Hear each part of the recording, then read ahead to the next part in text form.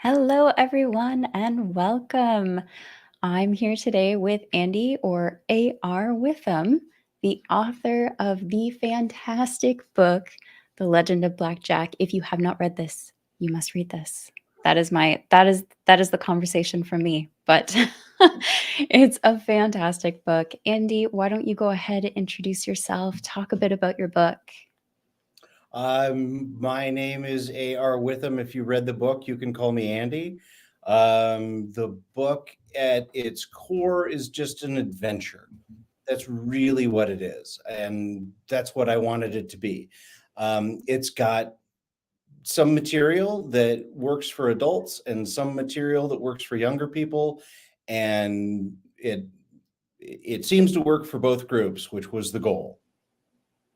I mean, I'm no longer a young person, but it definitely works for the young person still in my brain, if that makes sense.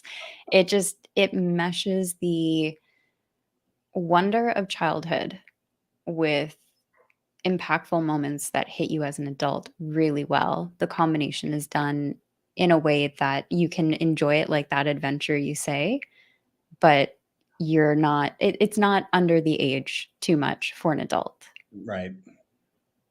And that's the real trick, is weaving those two things together, because you want a young person to be able to come along with it and just, oh, there's an adventure and there's running and there's fighting and there's all this stuff going on. Cool, great. And if that's all they ever get out of it, fantastic. And then, the trick is, what are you saying to a 35-year-old? What are you saying to a 50-year-old? What's in it for them? And that's where you get into the fun stuff, because you can do the action beats piece of cake, right? It's where you get into those depths where I start having a good time. Yeah, definitely. The process of writing it with that in mind, was it tricky for you to try and find that balance between the age groups, the action versus the actual depth of the content? Um, Boy, writing process. That's an interesting question. So, like, I just sit down and go, and the story, basically, I'm just a broadcast signal, right? Because the story is coming to me, and I'm just telling you what I'm seeing. Um, and being able to, because you do maybe 2,000, 3,000 words at a time at a stretch, and you go in these kind of sprints, and all you're trying to do is make something captivating, make something that's interesting enough to get somebody from the beginning of the chapter to the end of the chapter. And then once you've got that, then I get to go back in and say, well, what if this, or how does he feel about this, or what would you really say in reaction to that? Because, to me, writing is rewriting, and that's the part where I love it. I hate that first draft, right? I just want to get it done. And once you get it done, then you've got a lump of clay to work with, and then you can start whittling away at it little by little. And, oh, it's going to look this way. Oh, I found this face here, and that's the part that I enjoy. Oh, okay. So the molding after the fact, do you go through multiple passes to get that, or is it just like a very in-depth one pass? Oh yeah, yeah. Because usually I want the first draft to be over with as quickly as possible. Ergo, my first draft is garbage. Okay. That's fair. You're just dishing it out, ready to move on. And really, you're just trying to get the bones in place. It's like, okay, do I have a plot? Do I have a story? Does this move forward? Okay, yeah. And then you go back and start putting in the muscle and the connective tissue and the sinew, and then you put the skin and the hair and put it in a nice dress, and then it's ready for people. But before that, no. That's a lovely comparison, by the way. And we already have a burning question from Andrew. What about book I didn't. 2 to 9? Oh my goodness! I just realized that there's actually anybody here. I Yes, wasn't expecting that. we've got Lana here. She was very ready for the show. We've got Andrew. Tiago is here. Aw, look at all those sweethearts. That's a nice list. All right, what is we have a question? Oh, it's Andrew, and he wants to know about books 2 to 9. 2 to 9. That's the gesture that goes along with that. Okay. Uh, so I think it's really interesting, first of all, that anybody would want more of the same. Like, the fact that anybody likes it at all is kind of surprising to me, because it's so personal, right? It's No author is a good judge of their own work. And then, I think it's good, but you don't know until you get it in front of a crowd. And then, as I told Andrew earlier, if there's enough people that are interested in a book too, sure, I'll be more than happy. well, yes, it is a very personal thing that you're putting out there, and it is a standalone. But at the same time, I've seen this discussion before of, should authors continue to write for the sake of the fans, or should they just stop where they're happy and write what they want to write, and be done, and hope that's enough for the fans. Mhm. Um, because I imagine that's quite the struggle for you as well, or any author, is, do I keep writing even though I'm not really passionate about it, or I'm not really feeling continuing? I would be, I'm a practical guy, Right. right? I spent 12, 14 years in LA writing screenplays. And the trick to that is getting punched in the face over and over and over and over again, until before you turn in the script what they're going to rip apart, and you have that fixed before it goes to them, because they're going to Mm, rip it apart. And the trick is to make something that's good enough that someone would actually want to buy it. And the only measure of that is a real life capitalism audience that mm, says yes, no, maybe. And you look at Travis Baldree and Legends and Lattes. Here's a guy that just put something together during NaNoWriMo, right? And he wasn't expecting it to take off like a house of fire. And would he have done another book for next November if it hadn't taken off? Probably, but it'd be just a little passion project, and he'd had fun doing it. mm. Um, but now he's in a position where he's got an agent and a publisher and all those things that he didn't really think that he would get out of that. And I'm not saying that that's what I need in order to write a second book, but you need an audience. Right now, I've got Mhm. maybe 200 people that have read the book. That's not an audience. That's a wedding. Well, let's see, where did that go? Andrew begs to differ. Boy, he doesn't want 2 books. He wants 3. Oh boy. So it is nice, though, the way that the story is told, because it does stand on its own, and as we can clearly see from Andrew here, there could be possibility for more. The world is huge in a way. There's a lot to it, a lot of different places that we see the characters go through. There's just so much that feels like it could be explored. So I'll put my vote in with you, Andrew, for sure. But yeah, the 200. I mean, there's a starting point. Everything starts somewhere with some form of number, whether it's small, or and then it grows, right? So, So let's talk about you. oh, what this is not a Kay's Hidden Shelf interview. Um, is it fair to say that you enjoyed the story? I don't want to make any assumptions. Absolutely. Yeah. It So when I started it, I wasn't quite sure what to expect. I read the back, and it does what most book descriptions do, which is give you the bare minimum information, but also enough to try and capture your interest. Just a little tease. Just a little tease. So I wasn't sure what I was in for, but as it kept going, as I kept reading and listening to the audiobook as well, I became more engrossed in the story and the characters. And early on, I got invested with the relationships that you demonstrated. So I got captured in it really quickly into the story, and it just kept getting better. It was fantastic. Um, so yeah, with Andrew, hands down, I would read more. So let me ask you. So you start reading the story and you get through the prologue, and we'll skip anything about that. But like, is there a moment where you're like, "Oh, I'm in," or did it just kind of roll out over time? Because what's interesting to me is I don't get to be with you when you're reading the book, right? Right. I don't really know what people react to and what they don't. So I'm fascinated.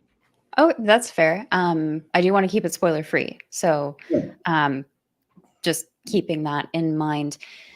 For me, there's a couple things, and keep in mind every reader is different in what they connect with. So take it with a grain of salt. I am only one person. For me, it was the demonstration of the characters and how easy you made it to connect with their circumstances. So, reading it, for example, was very clean to read. It felt natural as though they were people, not like people on pages, if that made sense. It's hard to describe, We but call them figurines on a board, right? You're just moving yes. from plot point to plot point. They don't have any color. Yeah, they felt natural with the story rather than saying, "Okay, well, here's our plot point, so, you know, this dude is just gonna have to go over here and do that." It felt more like you were going along, living life with this character and the circumstances he goes through. It just makes it easier to connect with. And for me, the characters make the book better. It makes it easier for me to connect with. The story, obviously, there's always going to be a story and that's always going to interest you, but how easily you can connect with the characters, the emotions they go through, their circumstances, that's what really pulled me in. And I'm Okay. not going to talk about what point because of spoilers. So, Okay. Because I'm always afraid I'm going to lose people after 6, right? Hmm. Because I've already given you a bunch of left and right hand turns, and then 6 is where everything breaks, and you're kind of chucked out into the where the hell am I going again? And I'm always worried that I'm going to lose people there because they're like, "What? This guy doesn't. He's not telling me a story. He's just jerking me around." Right. But to be fair, many other books have done that. And movies do that all the time, TV shows. They're like, oh, here's the story, but in actuality, we're going to take a hard right Yeah, and we're going to vacate and we're going to do something completely different. yeah, So it's, I think, a tool that people are used to. So, not something that might scare many people off, but might capture their interest more. That's just my guess right. because people in the comments, let us know. I know we've got to catch up on comments, but um, Right. let us know what your opinions were if you've read this or if anything that we're saying makes sense. If you have an opinion about it and what captures you in a story, let us know. Tiago, did you study medicine, Andy? For someone who knows nothing about it, the medical scenes in Blackjack are believable. Yeah. So my dad's a surgeon, and I have always had doctors in my life. And so when I knew I wanted to do that's, and there's nobody in here that doesn't know about that. I'm not going to do spoilers for anybody. When I wanted to do the medical scene, uh, I just went in and watched 3 or 4 appendectomies, right? And got to observe and watch and go, what are you doing here? What are you doing here? What are you doing? Well, what if that went wrong? Well, what would that look like? Well, what's the worst thing that could happen? Well, what's the thing that causes you the most? And they're like, I'm trying to do surgery here, dummy. And but I just asked and asked and asked and asked, and they were kind enough to it's like Dr. Richards in the beginning. It's like kind enough to be able to take me along and say, okay, I'll take you into the operating theater and show you how this works. Watch in the mirror because you can't lean over the patient because that's big insurance liability. Yes. But what's amazing to me is like you get done with it, and I've had people say, "Oh, this isn't believable that he would be able to do this." And the doctors are like, "Well, he should have diagnosed that faster." Right? All the evidence is there. If he knew those things, yeah. So it's weird. You kind of wind up in this middle ground of trying to find the believability. But and I think I posted a little while ago. One thing I was amazed about with doctors is honestly, a lot of them were trained, especially military, were trained with see one, do one, teach one, right? Hmm. If you watch somebody do an appendectomy, you do an appendectomy while somebody's standing over your shoulder, and then you do one on your own and you teach the next guy. That's Right. how they move because they've done the anatomy, they've done the science, they know what is supposed to happen, they know where the internal organs are, they know where McBurney's point is, they know where to cut. At a certain point, you just got to jump in and do it. And they really throw you into the deep end of the pool, which I think is magnificent.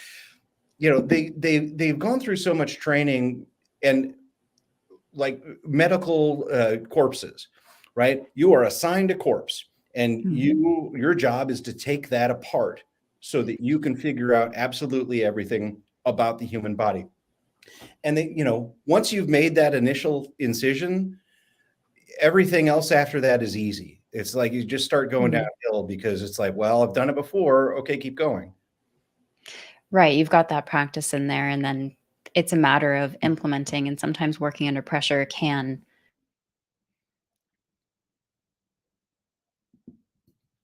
Uh-oh. I lost your audio. Mic check, mic check. Can you hear me? Can you hear me? Are we there? Yeah, I can hear you now. Can you hear me? Can't hear you for some reason. Let me see.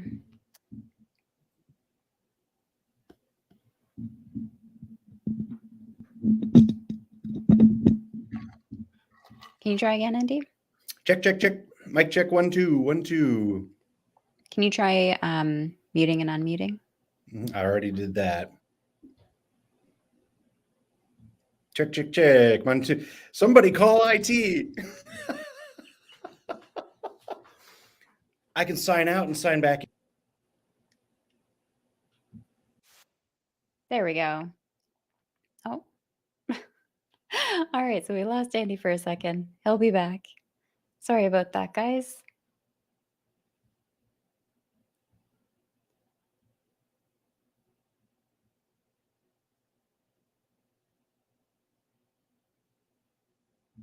Mic check, 1 2 1 2. There we go. Hey! Sorry. So, yes. Mic check, 1 2 1 2. There we go. Oh. So let me just see here. But yes, working in pressure can actually help in some circumstances. Right? It's like get it taken care of. This is your job. This is what you've been trained for. And it doesn't matter if it's surgery or nuclear fission, right? You eventually it's your job. Yeah. Yeah, exactly. Good question, Tiago. That's great. And then Lana is sending a copy to her mother-in-law. Aw, that's awesome. You know, I actually had a teacher who read the book and offered to do a teaching guide for students that fits into the curriculum. And that'll be up on my website here in maybe 2 weeks when he's done with it. And I thought that was I like the idea of a classroom reading the book. That would be hilarious. Yes. Yeah, that's actually a really smart idea. I think I've seen other self-published authors who write for middle grade or even just young adults putting copies in teachers' hands, Mhm. saying, "Here's a copy for your class. Read it, have fun." That's a fantastic idea. Lana, yes, thank you. Oh, she's got mead. Okay. Andrew's doing his part too. You guys are awesome. Well, here's the thing is, I mean, look at who we're talking to here. right? This Most of this group are people who, for whatever reason, picked it up and took a shine to it. And there are people like Bo and Jord and now Andrew and Lana. It just keeps getting bigger and bigger because this is a great community, Mm. because we independent authors can't do it on our own, right? You can't self-promote enough to actually get people on board. And the fact that you invited me on to come and talk with you, right? That's amazing to me. Mm. And it's that's what this community is they kind of pursue the stuff that they like. And you guys are just great about letting everybody know about it. You're the best drum bangers there Yeah. are. We like this book. You should read it. Here's a list that's like length of Read it. height of a giraffe of why you should read it. uh, so, Chris, yes, completely agree. Sorry, I'm going to catch up on chat a little bit. We have work to do. Oh, that's sweet. Yeah, it's so true. So you narrate the audiobook as well, and you do a phenomenal job. And you said you got a studio booth out of a car shop? I got a car dealership. Oh, They have a radio booth for their radio commercials with a quality microphone, and I just went there every Tuesday for 4.5 months and did 90 minutes until my voice gave out, and then I'd go back the next week. that's fantastic. That's such a way to, first of all, that must have made more of an impact with the narration because you knew the intonations, the inflections that you wanted to come across in the story. You had full control of all of that, but also just being able to do it on your own, like almost your own time, being able to go in whenever you had those 90 minutes must have made it maybe a little bit easier. I'm not sure what that process would have looked like. Yeah, it's amazing to me that anybody listens to the audiobook, much less likes it, because I don't absorb information through audio, right? I just kind of wander off and I'm like a 4-year-old and I just, oh, look at the shiny thing, and I'll go over there. And so audiobooks don't make any sense to me. And so, but there's so many people that love audiobooks. And I, in all honesty, I was just checking a box, right? I need to have this product. And I thought, okay, maybe this will be good enough until I can get a real person to do it. Like, No. because I never, no, you're right. Didn't mean it like that, but like No, I get it. preserve it. But yeah, I did. I thought it was a placeholder, and I didn't Mm. think anybody would. I thought I'd take a lot of dings about, well, this guy's not a pro and he doesn't do a very good job and his voices aren't very good, and I expect better out of an audiobook. And Mm. I'm out of anything, I am shocked that people are liking the audiobook, because I never Mm. expected that. Right. For myself, I have to say I was so lost in the story and the way you told the story, like all of those inflections, all of those moments that you just put a little extra, or you were subtle in some ways and extravagant in others. All of that was captivating. And I pay more attention to those details than I do like how much noise there is in the background, for example. You know, I know because I've heard some people say that with audiobooks where they're like, well, it's not perfect. You can hear a click here and there and whatnot. I don't know why, but But those are the things I pay attention to, the things that I enjoy, and honestly, I don't notice if a voice doesn't completely match because I still know that that's the character you're going for, right? Because I can't listen to it, right? Right. I did the pass through on. I forced myself to listen to the entire thing because I'm responsible. So once it was edited, I went through the entire thing and listened. I just can't listen to it, right? All I hear are the things that are wrong. Right. That's fair. That's like anything you do yourself, right? But Ah, yeah, it's fun to be the guy that I mean, it's really weird because you get to judge me twice, right? You can judge me on the story and then you judge me on the performance. So, mm, it's just like a tightrope trying to make that work. But it's a real advantage to know pacing in the mhm. story. Like I'm just blowing past this and I'm going to get you through this as quickly as possible because I want to give you this piece of information. I want to make you feel this way about this person, and I want to get you to the next scene. So I can buzz through that pretty quick. And I feel like that's an advantage, maybe, is knowing the stuff where you're like, keep your pace up, go, go, go, go. Let's get to the good stuff. Right, right. Just keeping that pace helps. It, it definitely like when sorry, I'm just thinking while you're talking about that, that makes sense because, um, everything felt like there was a bit of urgency with the story. So it aside from, like, a few moments, but yeah, that makes sense. Andrew and Lana have answers to our questions from earlier, but, some have spoilers, so take a look there. They're now answering their own questions. Oh, am I supposed to be looking at the comments? Mm, Oh, that's right. The so one I see at the very bottom is Rekindled Reader. Everybody, round of applause. 500 subscribers for Kayla oh, today. at the where oh, thank you. It happened right before we went live, so I'm still processing. Milestone achieved. That's awesome. Honestly, you guys are amazing. I started this with, like, 0 goals, so this is phenomenal. I'm, yeah, blown away.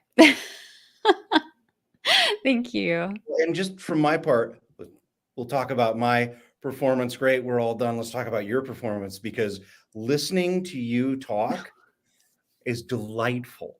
It makes my Mhm. day better, right? Aw.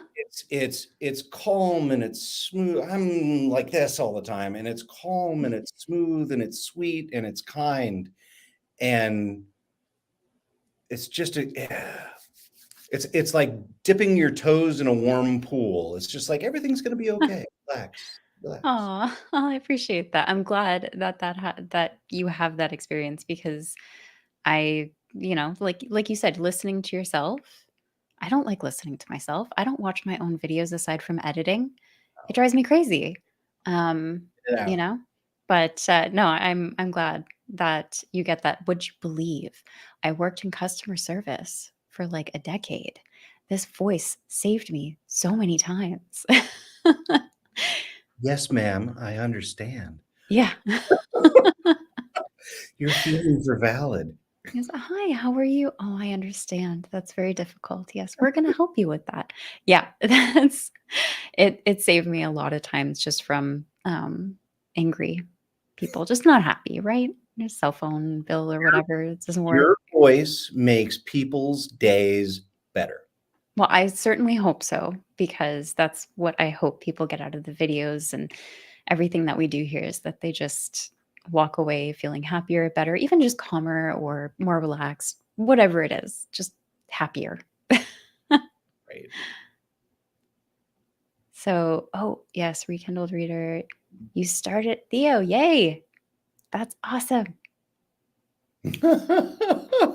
See, like somebody tells me they start the audiobook and all I can fear is like icicles of fear in my heart, right? It's like, oh, they're gonna hate it. They're really gonna hate it. They're gonna hate me twice.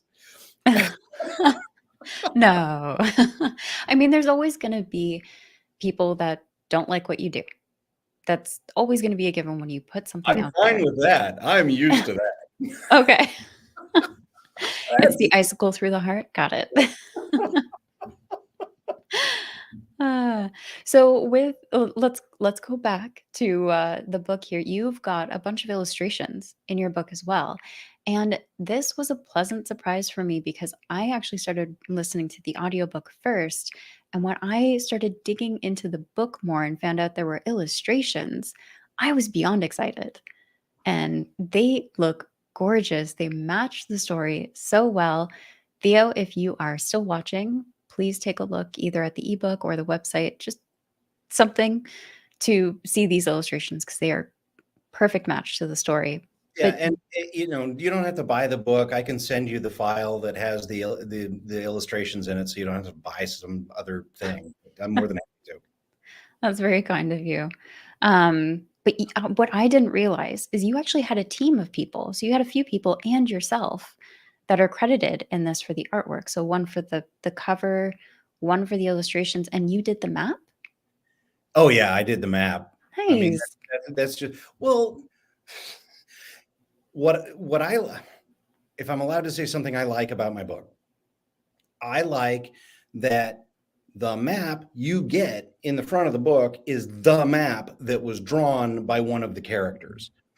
That makes me happy. And like, if I ever get the opportunity to do another book, I'd love to do that again because it's mine, right? I've got a prop from the story in the front Mm, of the book. Cool. Okay.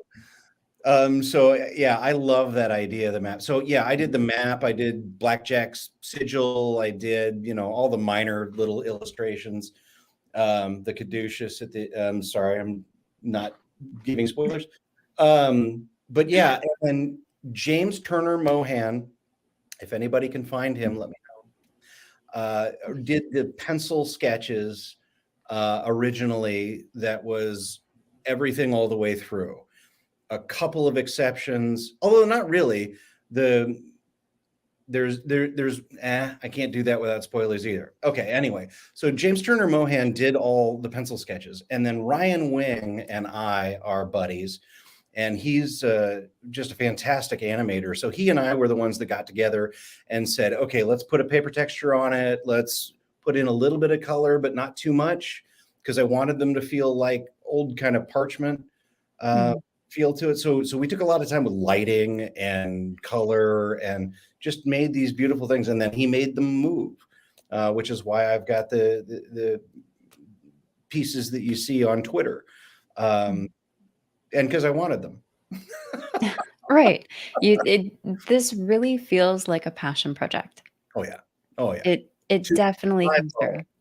This is me to my bones. Like I said at the end, if you read this, you know me now. Please call me Andy. Yeah, that was really sweet at the end because that's not something you see at the end of a story is, "Hi, you've read my story. We're friends now." Like, shakes hands, you know? Yeah, I really feel that way. And Stephen King was the one that said that books are magical because they actually create a psychic conduit between one person and another. Mm, You are hearing my thoughts. You're hearing the transverse author's, time. yeah, you're hearing the author's thoughts when you're reading their book. I don't know how much closer you can get to somebody, especially somebody that you've never met. True, yeah. And, Bo here. Hello, Bo. Mm. Yes, so there will be. Ah, Actually, Bo and Jord, I need to write them a story that includes ninjas, and that we have a title gotcha. and everything. What's the second part of it? Also, can you expand on how you transitioned from screenwriting in LA to an indie author? Sure, failure. Oh. Well, one of the interesting things about being a screenwriter is that you have a shelf life, right? Mm, Every year, more guys from Yale come out and have just graduated, and they've got an uncle at the studio. And there are only so many meetings that you can have. And so I got really lucky. I got 9 years of writing screenplays for paid screenplays on a regular basis for 9 years. And then it was maybe 4 years that it was like come and go, uh, less work, but still getting work. And then Gloria and I just wanted to have a kid. And I Mm. cannot imagine raising a kid in LA, and I felt like I had done what I came to do, and it's like, "Okay, that worked. Let's go back to the Midwest and raise a kid." So that's that transition. And then, I think being a screenwriter teaches you a lot of skills. Most important is brevity because you Mm. have 120 pages, right? There you can't go a 300-page screenplay. No one will even bother looking at it. So, brevity is the soul of wit, and there's nothing that's more brief that contains less Mm. words in those 120 pages than a screenplay. You have to be tight, tight, tight. And so that's a Right. great skill to learn as a storyteller is like you cut the fat always.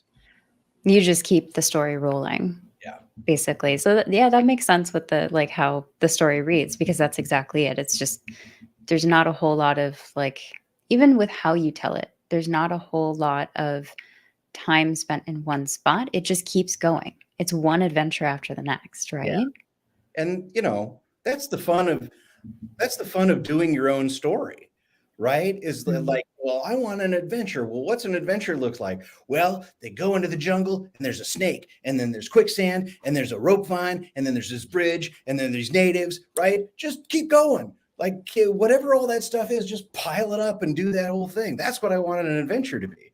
Mm. So, you have this kid and you throw him into this crazy world, and it's like, okay, well, what do you want to do now? Well, I want to break everything. Okay, go ahead and break everything.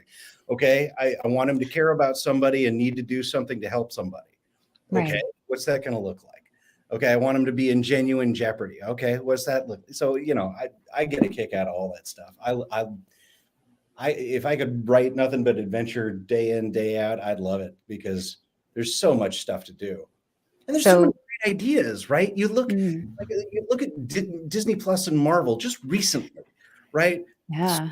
many stories. I don't care whether you like them or not, right? But they all have their own texture and feel. And it's like, we've got 6 episodes. What are we going to do with that? I'm going to be really weird with Wanda and Vision. And I'm going to be really down to earth with Hawkeye. I'm going to be gonzo nuts with Moon Knight, right? And so you have all those options on stories to draw from, and like little things like Mm. I'm reading, Rob J. Hayes right now on I think George's recommendation. It's just like Mm. I don't know that to me. Usually, when I read a story, I'm just trying to rob it. Of ideas and different adventures and stuff. Right? It's Yeah. like, what is this? What would this look like if you did it this way? Yeah. But that's where the whole concept of taking inspiration from, right? Oh Like yeah, you take inspiration from so many things, whether it's a painting or music or writing. There's always something that will inspire that artist. and there was like the scene with Jack in the hollow tree.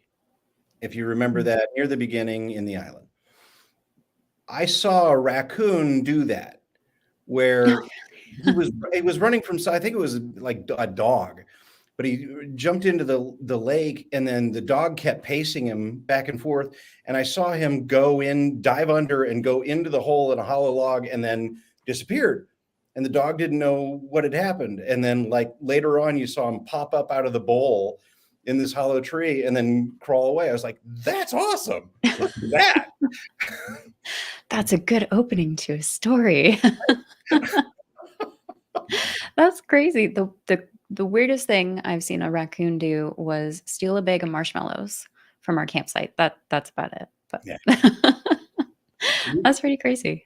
We did a trip to the Pacific Northwest just recently. My best buddy and I do a camping trip every 5 years. It's like a big camping trip. And we had crows that broke into our car and stole our Nutter Butters. Very, very targeted Right? theft. They're like Yeah, flying raccoons. How do you stop true. And yes, Hannah, you definitely need to read the book. them? Hello. Aw, Awesome. Thanks for engineer. joining us. Yeah, absolutely. So, Same, Chris. Same. Sorry. uh, yeah, absolutely. The I mean, I just want to ask questions about your reactions. But we're here to chat about you and your book. Yeah, but there's nothing more interesting than a reader's personal reaction to the thing Mm, that you wrote, right? fair. Um, I'm trying to think of what I can do without spoilers. So maybe we can table this Okay. and do a different kind of show another time. How does that we can maybe look at doing that. Like Rooker Flynn, right? Mm. I was absolutely convinced that that character would not work at all. Oh, he was fantastic. And the first 25 people that read it never mentioned it, right? They Mm, talk about Memphis and how he was a favorite. And they talk about Valerian and they talk about Jack, and they talk about Fuji, but they never talk. I thought I had mm, completely blown it with Rooker. And, once the book released, like everybody starts talking about Rooker. And I was like, oh, thank God. Because I mean, you think you know what you're doing, but you don't. You're just doing your best. And how people react to it is completely beyond your control. And so, yeah, I don't know, it's fun to get those reactions. There's, oh yeah, okay, oh, let's make. Yeah, Bo wants me to turn it mhm. around on Oh, you. What do I do at this show? fair. The audience gets to say I have no no control. Yeah, she actually is in charge of the interview, so It's there's fine. really not so much I can do. But Rooker, I would sum up as a good scallywag. Does that make sense? Anyone who's read it, yeah. He was he definitely was a character that I enjoyed, but he was flawed in a way as well. Absolutely. Anyway, that's all I'm gonna yeah. A good scallywag. Well, because you need a foil for Jack, right? Mm, Because Jack is, basically a sweetheart at his core, and that's interesting for about 5 minutes. But you need somebody else with different motivations. I just wanted a guy that was like really practical, like everything he did was mm. completely self-serving and practical. What is the best way for me to benefit from this scenario? So yeah, I like having that in there. But you also so throughout this book as well, and I don't think this is a spoiler, but it's you explore the relationship between father and son. Okay. And that's done in different ways throughout the book, right? Whether it be through various father figures or, other characters that come along. It just feels like each one of those interactions, like you said, he was a complete opposite, but maybe he was like the opposite he needed in that age group, right? In that father son figure in a way. They're Yeah. not actually father son, just you know what I mean.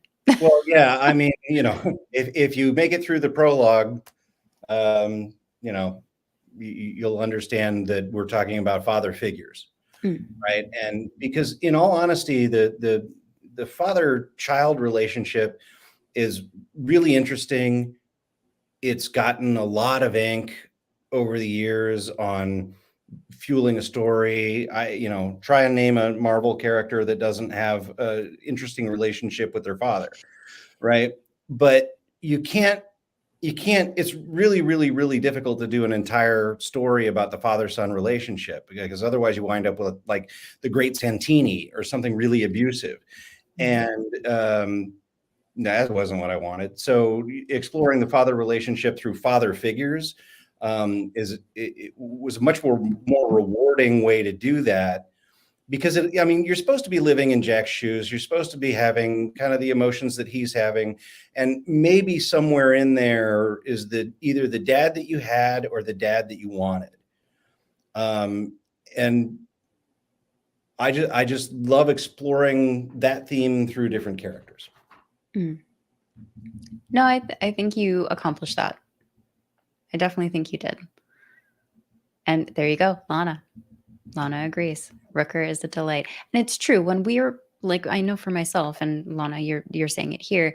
When I'm writing reviews, I try not to mention characters unless they're discussed on the description of the book. Like you're gonna meet these three characters, right? And otherwise, you kind of want people to have their own experience, but you also want them to read the book. So how do you describe it in a way where they pick it up? So yeah, I think that's probably why you didn't hear a whole lot about Rooker at first Yeah, is I just thought I'd failed Mhm. completely. Nope, not at all. Oh, And there's another good example. Lana's talking about Fuji, right? yes. Fuji was kind of a late ad where I had an idea, but I didn't want to pursue it because I thought all of the adults would tune out, right? The moment you throw Mm. in that kind of thing, I thought, oh, anybody who's over, 16 is going to go, oh, yeah, okay, thanks. Dang, I don't need this in my life. I don't, I don't need this in my reading. And so, I thought that was a big maybe. And Mm. eventually I decided to go with it because it was an actual relationship and it, I loved the idea of ASL as Mm. being a mode that worked.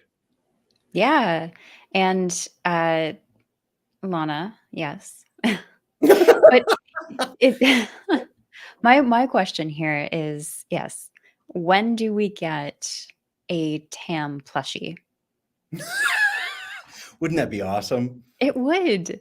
So I know you were hesitant to put that kind of character in, but it works. There's so many people, myself included, that it's almost like the comedic relief to the tension, Yeah, right? It's the cuteness to the heavier topics in a right. way, um, or like the complement to it, I guess I should say. But Count, yeah, counterpoint. yeah, Just if you go too dark, okay, you can brighten it up over here.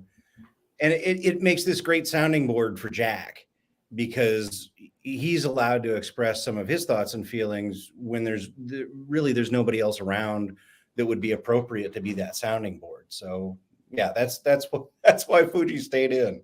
yeah. Well, I'm glad he stayed. And yes, timeless as a boy and their dog, and completely agree, Lana. Animal companions and books are just fantastic. Yep, that's true. So I will be honest, I don't know a whole lot of ASL, like, personally. Of course, I know of it. I just don't know any of the signs. But you still painted enough of a vivid description of those scenes with ASL that I understood what was happening and I could at least try to imagine because you describe it well enough. Well, at the end of the Mm. day, it's a real conversation, right? Yeah. For me, it was summer camp, right? Which Yeah. is actually, I think, the excuse that I used for Jack. It's like you go to summer camp and there's two deaf kids there, and you learn as much ASL as you can Mm. during that summer. But you get to a point where you're having a conversation, and then you watch them talking to each other, and it's a conversation. So it's I just treated it like that in the book, where Mm. you don't have to treat it like something special. It's just dialogue with a different quotation mark. Yeah. No, it definitely came through in a natural way, but allowed me to visualize what the sign might look like. Right? Because I don't know personally what that sign for Apple was. You did it, but I didn't know that at first, right? Yeah. So, definitely it still comes through, which is great. Mark, hello. Thank you for tuning in. Yes, Lana, yes. So Andrew and I and Lana are tallying up for a trilogy. Lana, I'm assuming you're in on that. I think you said you were. And Lana and I are in on a plushie. I like Oh, how everybody is in favor of me doing more work. I'm a very lazy person. I don't want to do that. I mean, if you're looking to get into marketing later on with these kind of things, then you already have an audience built. If anybody knows Uh, a plushie designer, let me know. yeah. And I want a Fuji plushie, but what I really want is a Memphis plushie, right? I Oh, want him beside me when I'm going to sleep. You bet. true. We've got Chiago in there as well. And Jordan. Yeah. See, look, you have your audience. It's there.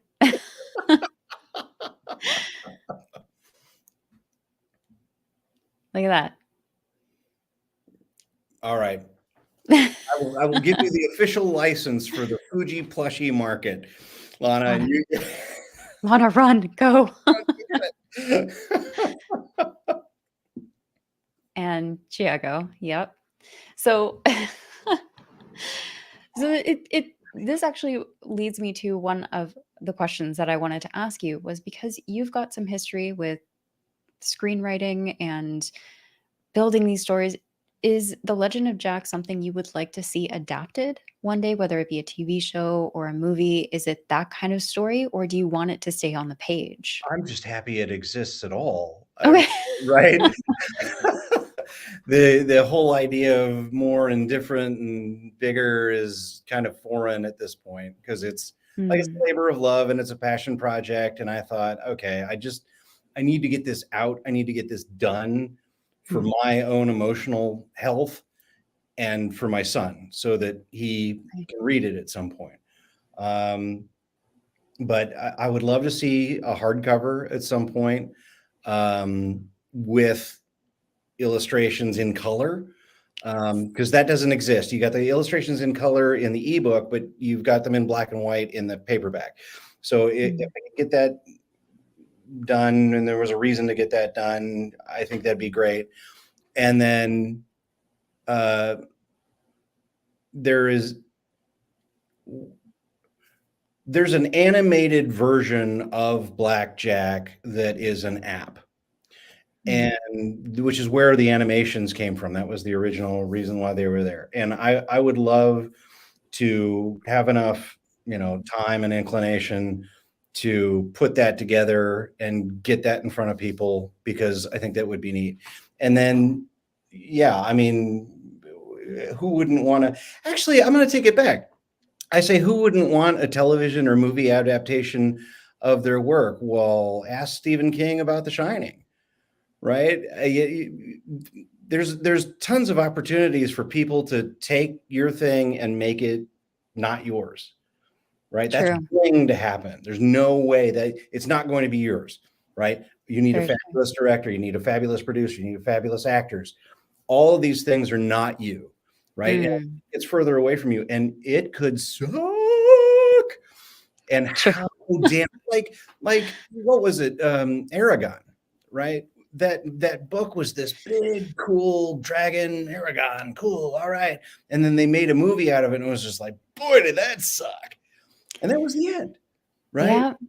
And if I was Paolini, I'd be like, what did you guys do to my stuff? Fair. That's understandable. It's I guess when you're looking at it, it's a completely different way of presenting a story. You have a completely different audience that expects a certain, I guess, a different formula to how the story is being presented, the visuals that go along with it. So it's going to, yeah, like you said, it's not going to be yours, but it's also a whole other huge project. I mean, a plushie sounds easier. Yeah, That's all I'm gonna it's just do the plushies. Chiago is helping.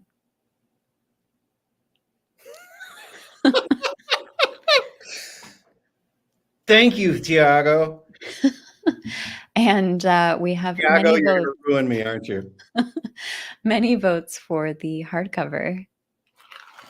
Yeah, I 'Cau think that'd be cool. I think, yeah, again, if there's an audience there where it's worthwhile, it wouldn't even need to be a broken binding thing. It'd just be, something. I just like, did you ever read those like Treasure Island and mhm, Kidnapped, Robert Louis Stevenson stories where they've got the NC Waith illustrations in them and they're oil paintings and they're gorgeous, mhm, glossy paper, and you get, yeah, you're reading the story and boom, there's the black spot. Boom, there's Long John Silver, and boom, there's a guy crawling up the crow's nest to stab you with a knife. Oh my God. I just absolutely love them. And that yeah, those books are the reason that Legend of Blackjack has illustrations. mm. I just wanted some little kisses along the way to help, reluctant readers to make it easier for them. Right. Yeah, no, I think you hit the nail on the head with it though, because the illustrations are perfectly placed. They're beautifully done. And like for example, when I was listening to the audiobook and I realized there were illustrations, I immediately got the ebook to read along with it so that I could capture those moments because it does add a lot when you're reading. Mhm. And then I'm like, if you do hardcover with the illustrations, for myself, I'm sure many people here might agree, but I love illustrated hardcovers. They add so much to the experience, whether it's physical or ebook. I actually bought Spirits of Vengeance up here by Rob J. Hayes. Yeah. I originally got that as the hardcover and it had illustrations in it. Due to a like error with the printing, I had to return it and I was just too nervous to get another hardcover. So I opted for the paperback. I regret it. I regret it so much because I miss those illustrations from the hardcover. So it adds so much. Yeah, and I the it's really difficult to do, and Mm, let's be honest, I spent way too much money, way too much time putting those things together. I will never regret it, but just those little kisses along the way, if they help somebody through a chapter that they're not vibing with, or helps mm, them visualize something that I didn't do a good job of describing it in my head, mm, or on the page. I love it because it's just a little something to help bring you along the way. Like I can tell you that Chance mm, looks like an African serval cat, right? mm, You know what an African serval cat looks like? Is a 16-year-old going to bother looking it up? Is a 50-year-old bother? No, right? So being able to go, this is what I'm talking about. Here's a picture of an African serval cat with these other characters. Now you mm, get me. And it's just like, yeah, that's it. It allows you to describe things that are indescribable without mm. pictures worth 1,000 words. Yeah, it really is. Yeah. It's and yes, Chris, community full of enablers. The best kind of community, as Lana says. Um, Jordan. So, and the way that self-publishing is going too, so many people are opting, like Chiago, who did the hardcover with the art on the naked hardcover. To me, as a reader, that's a smart choice. I can't imagine the investment that Chiago had to do to make that happen because you like you said, it's expensive.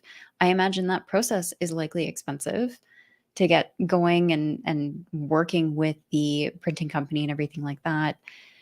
I'm probably daunting. My perspective is that looks beautiful. I want that on my shelf, right? But the author is the one that has to go through all the headaches and take those leaps.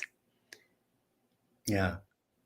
Well, and how much are you willing to invest in the story, both financially and emotionally, what Mm, and for most authors, it's like, why would I need pictures? I've got this, right? If mm, I was reading a Stephen King book and it had illustrations in it, the Stand did that, and the illustrations were okay, but I don't think they made the story any better, right? They help kind mm, of bring some things to mind. So, I don't think they're necessary at all, but especially like the biggest sigh of relief for me was when adults liked it, because mm, I thought, I don't think this is going to work. And so, the pictures are there to help a 14-year-old who maybe doesn't read all that much, to make it easier for them, and for it to resonate with adults is like this huge benefit. It's like we talked about. I think this was probably no, this is at the beginning. You make the story for two entirely different audiences, and it's really tricky to walk that tightrope. And I feel like the illustrations help walk that tightrope for everybody. Mm. Yeah, that makes sense. You're kind of bridging it between and still giving something to the younger audience, but yeah, okay. I could see that. I think for myself, because I'm an adult, but for me, this reminded me a lot of The Never-Ending Story, The Page Master, for anyone who's seen those, read Nobody has them. seen The Page Master. Oh, but What was that, 92? it's just that sense of adventure that I hope you don't lose as an adult, Yeah, right? I'm sure there are people who, grow to a stage where that does not hit anymore, and that would be very sad, but that it just captures that, and it brings you back to that. As an adult, that's what I loved, was going back to that sense of wonder, imagination, the adventure, as though I was a kid again. yeah. In my bio, it says he loves young people and adults who remember what young people know. Yeah. And kids. Sorry, I shouldn't say kids, but young people are easy, right? Give them something that's quick and adventurous, and that's great. One of the things that I honestly feel is that as adults, we really start taking ourselves so seriously Mm, that you get caught up in the job, and you get caught up in your responsibilities, and you get caught up in the kid, and you get caught up in the mortgage and the gas bill and whatever you're doing. And you lose. I know so many people that wouldn't know one thing to say to the 14-year-old version of themselves because they're hmm. so different. That kid is dead. And Oh, to me, keeping that childlike part of you alive is the difference between living and living with joy.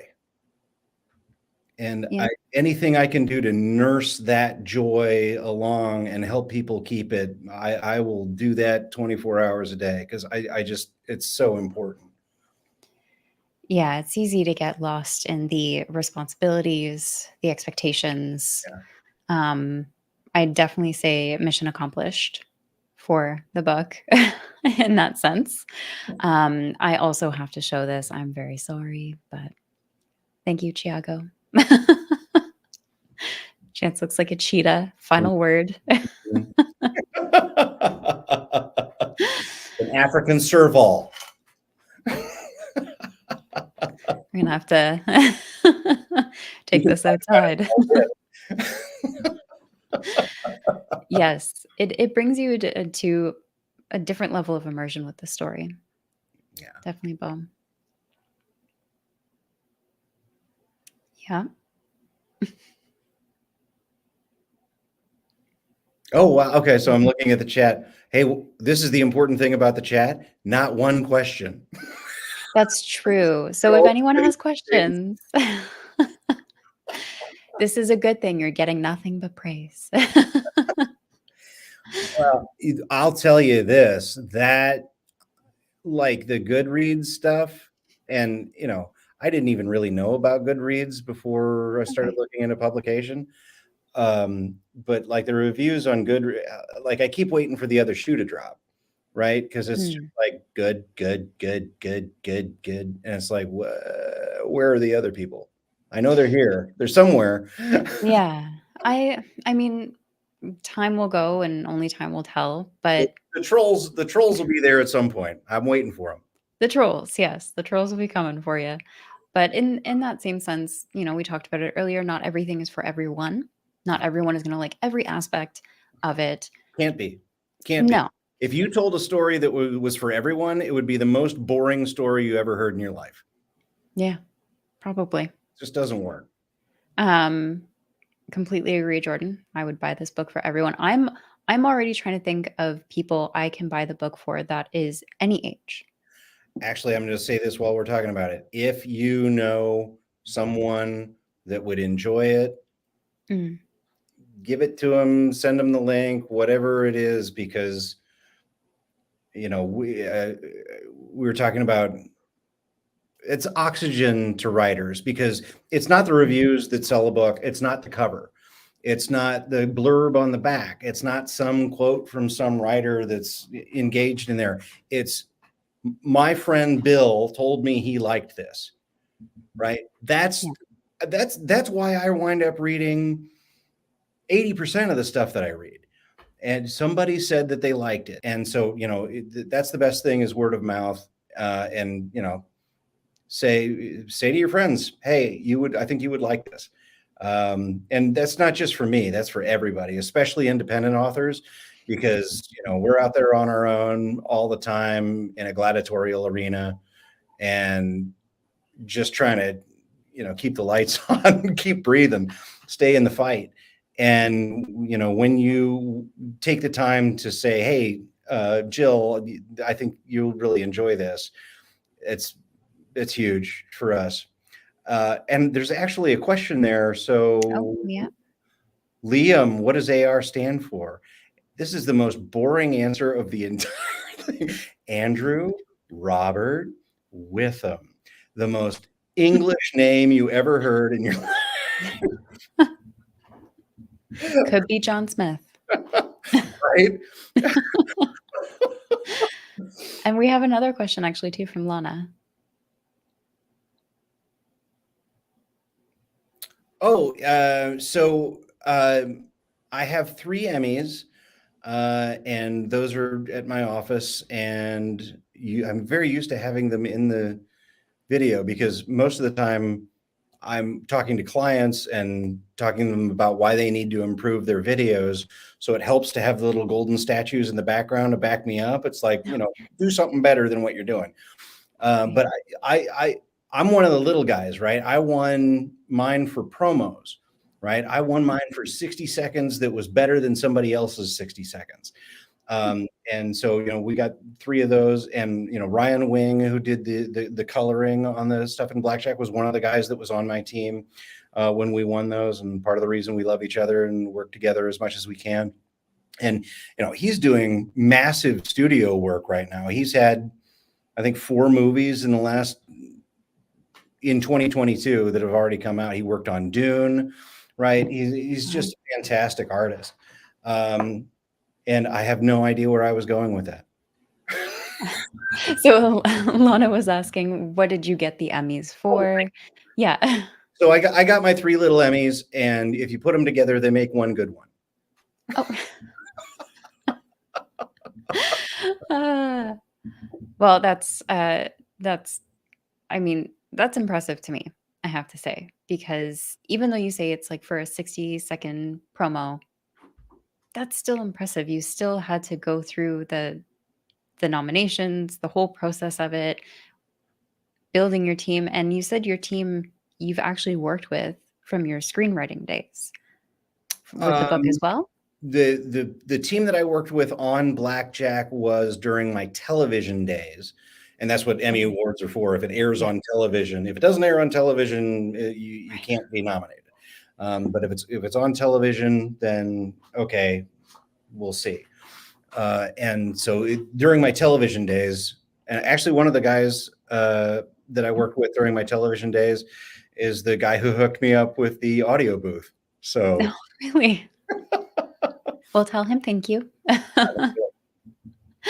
Liam also wants to know if it's self-published. It is, and it is fantastic, Liam. Well, and part of the thing that I like saying about self-pub is that why would anyone stand up for evil? Oh, they're doing the indie accord stuff, aren't they? I think, yeah, there's like talk about raisins and things. There was a little bit of smack talking. I see you guys. There's The thing that you hear over and over and over again from authors or writers is how long it took and how many rejections they had to go through to get their book represented and then published. And lo, these many years ago, self-pub was not really an option, right? You had, you could do vanity press and do 200 copies and pretend like your friends were going to buy them. That's about all you could do with it. And Amazon, you again have whatever opinions you want on Amazon, but Amazon made it possible, right? Yeah. to be able to put something together and get it in front of an audience and see if capitalism takes over. And it's one of the greatest gifts to storytellers that there is. Mm. Amazon and YouTube, right? Because YouTube is the same thing. It's like I can get myself out there and say what I want to say and put on the performance that I want to do. And if people are interested in it, you'll get an audience. It's amazing. Mhm. It's amazing. And so I don't know, words of encouragement to writers who don't know, you should go through the rejection process because it's informative and it will take whatever pride you have away. And that is very important to get rid of all of that pride because you think you're hot stuff and you're not. You're a kid with a tin cup in your hand begging for somebody to pay attention to you. And Yep. knocking off all that pride is a very important part of it. But at the end of the day, if you are on rejection number 50, you've got two options. Either Mhm. what I wrote is not good, and maybe that's true. And if that's true, you need to either write something else or fix what you wrote. But option number two is I believe in it. I think it's good. I have an option. And I can put it out there in front of an actual marketplace and see what happens. So, if you're a writer struggling with rejection, there's hope both ways. But you need to be honest with yourself about the truth, right? Mm. Is your story good? Have people told you that it's good? Have people read it Mm. and said, "Oh, I liked this because," or are you just whistling Dixie? Because there's no room in the world for bad stories. It's just no one needs another one. Um, so anyway, that's me rambling. No, go for it because for me, it's interesting to hear the other side of it, right? From the author's perspective, going through those processes and you talk about getting knocked down a peg, right? That applies to so many things in life as well. Humility is important when Yes, you are doing something. Being able to look at what you're doing from a different perspective, not on a high horse, but the lowest point that you can look at it and say, yeah, you know what? Maybe it's good, maybe it's bad. I'll find out, yeah. you know? That's a very vulnerable position to put yourself in. But isn't that your job? Yeah, my I mean, it's not my job, but it's for 500 people think it is. well, it's a hobby, as Lana would say, a hobby booktuber. Um, it is. You're putting yourself out there, and I'll be honest, I debated making this channel for almost 2 years before I did it because I didn't post on social media. I didn't even put pictures of myself online. Making a channel and posting my face and my voice was very daunting. Um, so yeah, it's important to remind yourself that you need to stay humble. You're not, you know, hot stuff walking around. And Yeah, even if you get to that point of popularity, remember, go back, look at what you did in the beginning, remind yourself of where you came from. don't ever think that you're hot stuff Yeah. because the moment you think that, you're dead. Yeah. But the idea that you make yourself vulnerable every time you turn on the camera and say, "I'm going to talk about this book," and you don't screw around because you give reviews that are not particularly positive. Yeah. You're not going to trash a book, but you aren't afraid to say, "Well, I didn't like this because this and this didn't move the right way for me." And getting in front of the camera and saying what you thought about a book is incredibly vulnerable. And I don't think that you can be a storyteller like you, or a storyteller like me, or a storyteller like a lot of the people in the chat without being vulnerable. It is Mm. a necessary component. Um, just getting a story out in front of somebody, it's like standing in front of somebody naked. It's like, Mm. this is who I am and this is what I made. And maybe they'll like it and maybe they won't, but it is terrifying to do that for the first time because you're just Yeah. like, I don't want to be here. But there's a weird part of you that thinks that you've got something that's going to make them happier. Yeah. Yeah, that's probably the best way to put it is there's that little nagging voice in the back of your mind that's like, maybe this is something someone might enjoy. My perspective was if one person watches my videos and subscribes to my channel, even if it's my other half, I'm happy. And he doesn't even read. I would be happy. You know? And Lana, your mother-in-law is just a champion. Well, please feel free to talk with your mother-in-law. You know what? It's weird too. Like I've got like people around the world, right? I've got people in England that have read the book and their reviews on Amazon in England. Yeah. And then there are people in Australia that have read the book and their reviews on the book, it's weird, right? To think that there's somebody in the opposite time zone as you that you got to communicate with psychically that took a shine to it and found something in it for them. I just think that's amazing. That is the benefit of the internet by far. Chris also has a question, or actually is looking for some recommendations that inspired you. Okay, I promise I won't beat a dead horse and I'll move on. But I don't think anybody who's ever spent any time with me doesn't know that I'm a huge fan of Rothfuss. The Name of the Wind and Wise Man's Fear are the reason I got back into fantasy at all. It's the reason that Blackjack is on your shelf, because you don't get prose like that, especially in fantasy. And that lyrical, it made me look up and say, I can't do that, but I'm going to try to get as close as I can. I'm not going to emulate him, right? But here's a standard. Right. Try and meet it. Try and beat it if you can. But it gives you this magnificent high bar, and it brought a whole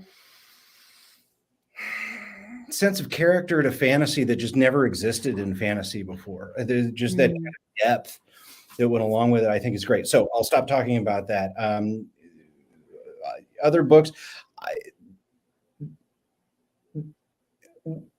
Stephen King is the reason that I write like I write, because I'm just trying to copy as much of what he did as I can, because nobody has ever manipulated my emotions the way that Stephen King has.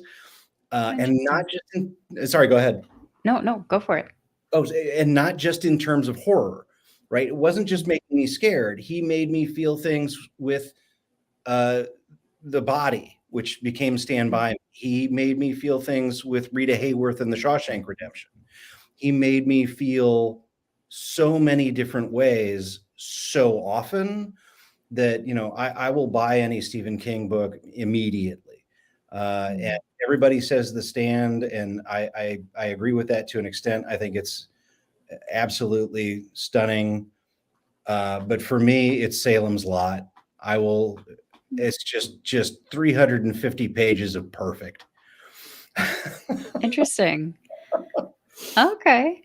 And Chris actually has another question for you. So, one other thing, I have a son who loves to writing, could do it all day, but refuses to read. Is that a problem if I want to encourage them?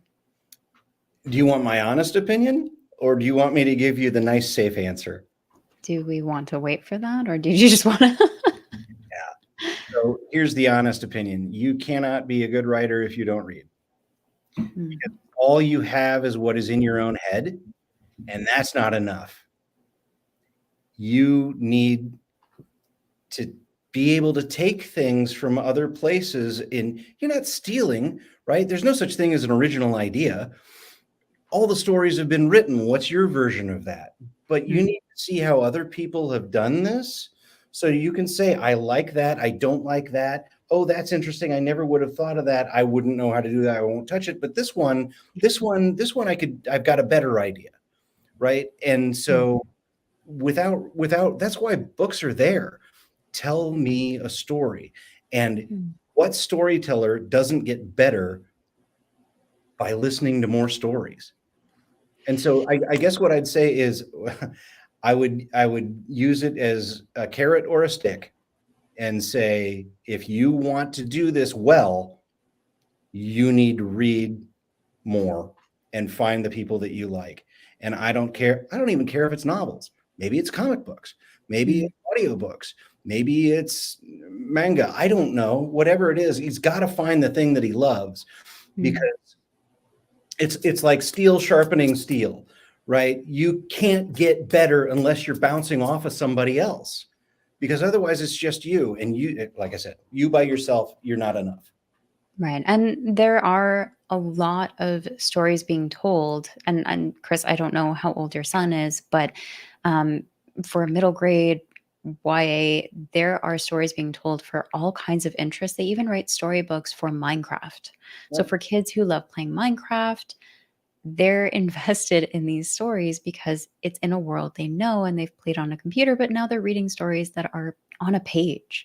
Yeah. So, yeah, And sorry. guaranteed there's something out there for him. He just Yeah. has to find it. Yeah, trial and error is, like picking out weeds Right. from I mean, grass. how many bad books have you and I read? Right? It's just, I didn't take a shine to this. I didn't like this. Is for somebody else, Yeah, but this had nothing for me in it. Okay, yeah, next. You just yeah, toss it out the window. That's one of the things that I really like about Kindle Unlimited, is that, much mhm, to everyone's horror, I DNF about 70% of what I read, because I'll pick up anything and give yeah, you 50 pages, give you 100 pages. And most of them don't have anything for me, but they're all informative. Oh, don't mm, don't do this. This doesn't work. Oh, well, this is a little thing. It's not working for me here. And if I did it, I'd do it this way. But there's a gem in there. And so I love the fact that you can just absorb whatever you want without risk, yeah, right? I don't have to spend 20 bucks every time I want to read a book. yeah, yeah, that's huge. It's an investment when it comes down to buying books. Mark is also adding a comment as well from his experience with going through agents. Yeah, I mean, Mark, it's good now, right? It's prima facie, it's Yeah, self-evident, it's good, right? And I think that's what's important, is having somebody, because if nobody tells you your story is good, your story is not good. So mm, having beta readers, or whatever that looks like for you, because only authors that are published have beta readers, so the rest of us have our friends. I don't know. Try and get somebody who's not your friend, who doesn't know you. That's where the best notes come from. But mm, yeah, there's not enough room in the publishing business for all of us. And so I have seen tons. Somebody was saying earlier, some of the best reading I've had this year is from self-pub. yeah, It's because they can't get enough books out and published and taken care of and promoted the right way. They have to make bets on the things that they think are going to work. And so if you're good but you're not the right thing, out you go, because you're not the hot thing this month. And that has nothing mm, to do with your writing. That's what the market is looking for. And so, like I said, being able to form your own market out of this vast panoply that you have with Amazon, is a miracle. It's nothing less than a miracle. yeah, and Tiago's right there, including himself in the list of people around the world who've read it. I'm Teared gonna Rick. I'm gonna tell everybody a little secret. Chiago does not live in Brazil. He's in Milwaukee in a 2-bedroom apartment right now. Let's say Ah, he lives in Brazil. been outed. Got it. And Chris. Tells me the greatest opinion to have. Honesty always. My gut tells me that, but great to have the opinion of someone who, yeah. What is Yeah. the point of a lie? It doesn't serve anyone. Maybe you, right? Maybe it gets you out of an uncomfortable conversation, or you get to duck the fact that you did something wrong and you can get away with it. But it never helps anybody. And, I think that's a huge thing with kids or anybody that you take responsibility for is you owe them the truth, because if all you do is feed them lies, you are not helping them become the adult that they need to be. Mm. No, it's true. You want to think of, I mean, it's hard too when it's your kid, right? Because you do want to cater to your child, you want them to be happy, but you also have a fine line of you want them to be able to achieve their own goals when they get older, and you want them to grow up to be a considerate human being at the very least, right? Thoughtful and in the way that they think ahead of their actions, hopefully. They are well balanced and they can make the choices they need to make later on to get their dreams that they are so desperately or looking to achieve. All of that is hard to balance as a child. And sometimes you need that person on the outside saying, sorry, but it's not all roses. You kind of have to kick them in gear sometimes, or, And if it's not your parents or the people who take responsibility for you, who is it? hmm, Your friends aren't going to do that for you. They're in the same situation you yeah, are, right? My yeah, dad, my dad said that my job as a father is to teach myself out of a job. right. My job is to make sure you do not need me. That's And actually a good way to put it. and so, I mean, talk about the father-son relationship. That's what it is. It's like this Mhm. is what we owe our kids. The people that we take responsibility for is that they have a lot of friends. They've only got one or two parents, if that. Yeah. You start getting into foster kids and our whole experience there. It's like unless they find somebody to invest in them and tell them the truth, they are lost and Yeah. will be for most of their lives. And so anything that you can do to tell young people the truth in a positive way that helps them become better people, you are doing the world a service. Mhm. Sorry, I just Absolutely. got into a PSA there. I'm sorry. It's all good. Lana agrees. Apparently, so do her kids.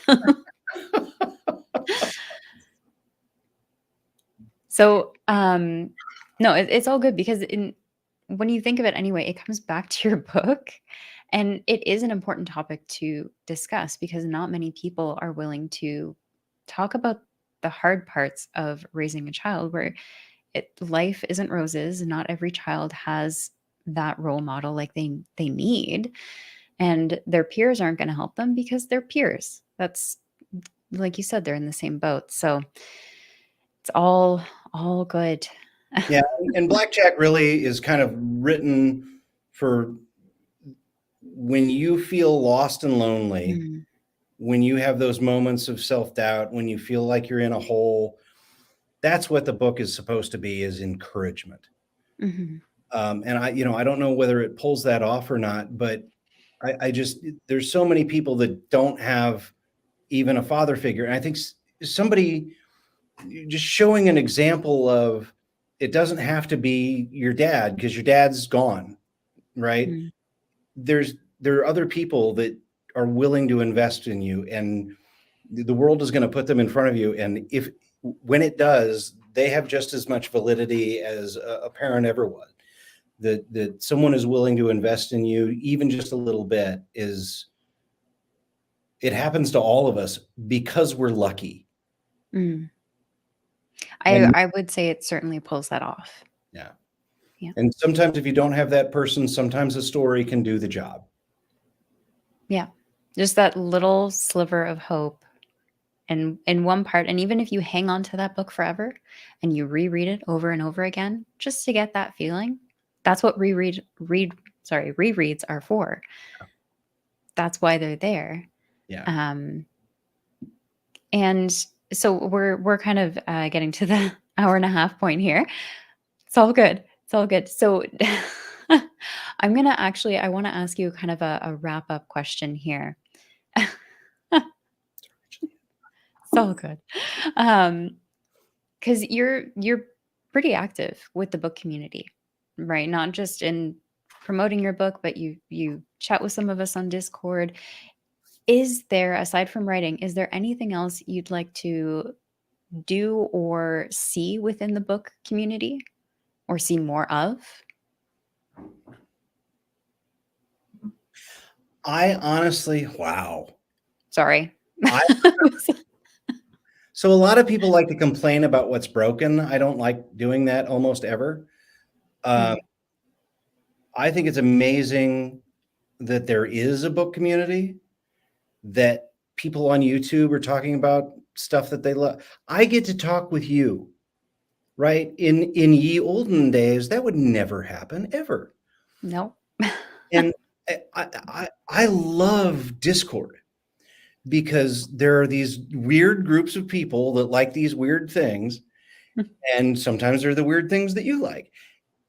But it's not like social media, because on Twitter, I don't know what to say because I don't know that I want everybody to see that.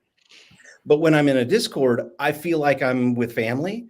And so if I want to screw around or tell a joke, or, with the India chords, everybody's, throwing monkey poop at each other. It's fine. Everybody's having a good time. And to me, there's what you do, what the people in the Discord do, what the people who review books do, is you take it out of the hands of the old men in leather chairs and you put it into the hands of people like you. And Mm, that's what I think is right about the community. And that's, I guess, what I want to see more of, is people ringing that bell, because, mm, you know, again, lots and lots and lots and lots of self-pub that's really working. Without you guys, they don't work at all, right? Because nobody's there to back them. They don't have a publishing house that's willing to spend $15,000 on marketing and a little bit more on P&R and a little bit more on interviews. And so the thing right. that's right is that you, by existing as reviewers, you are allowing the cream to rise to the top. You have created an egalitarian system where Mm, merit is all it takes. And just because you got published doesn't mean you're good. And just because you're self-pub doesn't mean you're bad. We're going to decide. mm, And the fact that you guys all get together and you'll find something that you really love, or argue about stuff that you don't, or, oh, this didn't work for me. Oh, it worked for me. I love that, because I know who I agree with, and mm, I know who likes the same type of stuff that I do.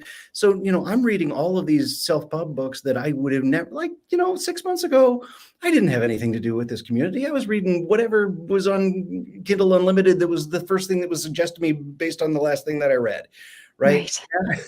And so, crap. A lot of The crap. algorithm got you. Yeah. But now you guys have me. And so I'm Mhm. getting to read, Andrew recommends some book with a guy with a yellow jumpsuit and a purple thing. Not a chance I'd pick that up. Right. But, oh, wait a Yeah. second, a couple of people talked about it. All right, check it out. Hey, I want a prison story. George says, hey, you got to check out Rob J. Hayes because he put together a great prison story. Cool. That happened last night. Yeah. Without this community, there's no chance that I find those books. And Yeah. that's what's right. Awesome. Well, I am very glad that you are enjoying the book community and the booktubers, and that we are able to connect like this, because like you said, Yeah. 10 years ago this would never happen. And even when I started doing this, I was like, I'm kidding myself. I'm just gonna leave now because this isn't real.